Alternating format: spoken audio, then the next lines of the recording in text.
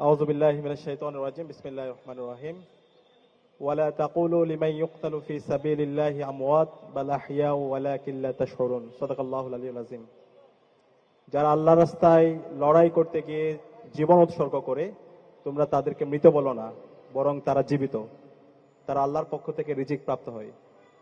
আমরা আজকের শহীদ উসমান হাদি স্মৃতি বইমেলার শুরুতে শ্রদ্ধার সাথে স্মরণ করছি আমাদের সকলের প্রেরণার বাতিঘর, আগ্রাসনের বিরুদ্ধে, আধিপত্যবাদের বিরুদ্ধে কথা বলতে গিয়ে যিনি শহীদ হয়েছেন, শহীদ উসমান বিন হাদিকে আল্লাহ পাক সুবহানাহু ওয়া তাআলা শহীদ উসমান হাদিকে জান্নাতুল ফেরদৌসের মেহমান হিসেবে কবুল করুক, আল্লাহুম্মা আমিন। শহীদ উসমান হাদি, তার বক্তৃতা, তার আলাপ, তার চিন্তা, তার মাঝে আমি আল্লামা দেলোয়ার হোসেন সাঈদী হুজুরের প্রতিচ্ছবি দেখতে পাই। আল্লামা দেলোয়ার হোসেন সাঈদীর বক্তৃতায় তিনি বলেছেন, বিড়ালের মতো 500 বছর বেঁচে থাকার দরকার নাই, সিংহের মতো 1 ঘন্টা বাঁচতে চাই। ক্লিংকার বেশি থাকলে সিমেন্ট বেশি খাঁটি, আনোয়ার সিমেন্ট। এবং আল্লামা দেলোয়ার হোসেন সাঈদী হুজুর যেভাবে ভারতীয় আধিপত্যবাদের বিরুদ্ধে, আগ্রাসনের বিরুদ্ধে, চাঁদাবাজের বিরুদ্ধে, টেন্ডারবাজের বিরুদ্ধে, দুর্নীতির বিরুদ্ধে, রাহাজানির বিরুদ্ধে ইনসাফের পক্ষে কথা বলতেন, ঠিক একইভাবে শহীদ উসমান হাদিকে আমরা দেখতে পেয়েছি। আমি যদি বলি, আমার ছোটবেলা বুঝ হওয়ার পর থেকে আমি যাকে দেখে অনেক পুলকিত হতাম, আমার সোর্স অফ ইন্সপিরেশন ছিল আল্লামা দেলোয়ার হোসেন সাঈদী হুজুর। এবং 13 সালে অসংখ্য আন্দোলন সংগ্রাম হয়েছে, 14 সালে তখন আমরা প্রতিনিয়ত রাজপথে যেতাম। আল্লামা দেলোয়ার হোসেন সাঈদী হুজুরকে খুনি হাসিনার যেই ভুয়া ট্রাইব্যুনাল আছে, সেই ট্রাইব্যুনালের অবৈধ রায়, সেটাকে আমরা তার কারাগার ভেঙে আল্লামা দেলোয়ার হোসেন সাঈদী হুজুরকে মুক্ত করে আমরা আবার তার তাফসির শুনবো, তার কথাগুলো শুনবো, তার ইনসাফের বাণীগুলো আমরা শুনবো। এবং সেই সময় রাজপথে নামতাম শহীদ হওয়ার জন্য, প্রয়োজনে আমরা জীবন উৎসর্গ করব, কিন্তু আমাদের আল্লামা যেন আমাদের মাঝে ফিরে আসতে পারে। তো আল্লাহ তাআলা আমাদেরকে শহীদ হিসেবে কবুল করেননি। পরবর্তী দীর্ঘ লড়াই হয়েছে, আল্লাহ তাআলা আল্লামা দেলোয়ার হোসেন সাঈদী হুজুরকে নিয়ে গেল।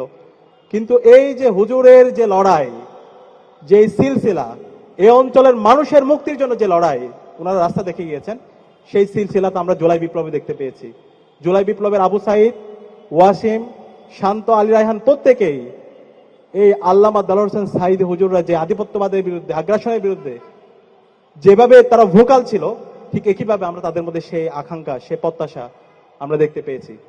এবং বিপ্লবের পরবর্তী 1.5 বছর জুড়ে শহীদদের যে স্পিরিট, শহীদরা যে ভাষায় কথা বলেছেন, যে জন্য তারা জীবন দিয়েছেন, সে আকাঙ্ক্ষা আমরা শহীদ উসমান হাদির বক্তৃতা, বিবৃতি, তার লেখনীর মধ্যে আমরা দেখতে পেয়েছি। শহীদ উসমান হাদি শুধুমাত্র বক্তৃতা এবং বিবৃতির মধ্যে সীমাবদ্ধ ছিল না। আমরা যেটা হয়, আমরা যারা বাংলাদেশপন্থী রাজনীতি করি, সেটা আমাদের দুর্বলতা বলতে পারেন, অক্ষমতা বলতে পারেন। আমরা কথা বলি কিন্তু কাজের মাধ্যমে আমরা নিজেদেরকে প্রমাণ করতে পারি না। আমাদের যারা শত্রু, তারা কিন্তু কথার চাইতে কাজের মাধ্যমে তারা প্রমাণ করে। তারা একটা মিথ্যা কথা বলে কিন্তু এটাকে খুব গুছিয়ে বলতে পারে, কিন্তু আমাদের সত্য কথাকে আমরা ভালোভাবে আমরা গুছিয়ে বলতে পারি না, সেটাকে আমরা অ্যাস্থেটিক ভিউ দিতে পারি না। কিন্তু সে জায়গায় আমরা ব্যতিক্রম দেখতে পেয়েছি আমাদের শহীদ উসমান হাদিকে। শহীদ উসমান হাদি শুধু বক্তৃতা, বিবৃতির মধ্যে সীমাবদ্ধ থাকেনি, তার কাজের মাধ্যমে সে দেখিয়েছে আমাদের লড়াইটা কার সাথে। সে তার সাংস্কৃতিক বিপ্লবের মাধ্যমে, কাজের মাধ্যমে সে দেখিয়েছে, ইনকিলাব সেন্টার থেকে শুরু করে সারা দেশব্যাপী এদেশের মানুষের অব্যক্ত যে কথাগুলো আছে, সেই কথাগুলো উসমান হাদি সাহসের সাথে বলে গিয়েছে। কাউকে তোয়াক্কা করে নাই, কোন ধরনের হুমকি তুমকি খেয়ে সে তোয়াক্কা করে নাই। বাংলাদেশের 18 কোটি মানুষের যে অব্যক্ত কথাগুলো আছে, সে কথাগুলো বলে গিয়েছেন। তো এই আধিপত্যবাদী শক্তি, এই দিল্লির তাবেদাররা, তারা মনে করেছিল শহীদ উসমান হাদিকে শহীদ করে শহীদ উসমান হাদির যে আদর্শ, তার যে প্রত্যাশা, তার যে আকাঙ্ক্ষা, সেটাকে তারা নিভিয়ে দিতে পারবে। কিন্তু আজকে বাংলাদেশের 56,000 বর্গমাইল জুড়ে শহীদ উসমান হাদি ছড়িয়ে পড়েছে। আজকে বাংলাদেশের একদম শিশু থেকে শুরু করে বৃদ্ধ পর্যন্ত সর্বস্তরের মানুষরা তারা একসাথে বলছে, আমরা সবাই হাদি হব, যুগে যুগে লড়ে যাব, হাদি ভাইয়ের রক্ত বৃথা যেতে দেব না। এবং আমরা বলতে চাই, ইনশাআল্লাহ আমরা হাদি ভাইয়ের রক্ত বৃথা যেতে দিব না। ইনশাআল্লাহ হাদি ভাই যে জন্য জীবন দিয়েছে, একটা ইনসাফ ভিত্তিক বাংলাদেশ বিনির্মাণ না হওয়ার আগ পর্যন্ত আমরা আমাদের লড়াই সংগ্রাম জারি রাখবো ইনশাআল্লাহ। একই সাথে এই হাদিকে যারা হত্যা করেছে, যারা হাদিকে, শহীদ উসমান হাদিকে হত্যাযোগ্য করেছে, এই কালচারাল ফেসিস্ট চক্রকে আমরা বাংলাদেশে রাজনীতি করতে দিব না। তাদেরকে আমরা বিচার আওতায় নিয়ে আসবো। তাদের বিরুদ্ধে আমাদের সামাজিকভাবে আমাদের আন্দোলন গড়ে তুলতে হবে।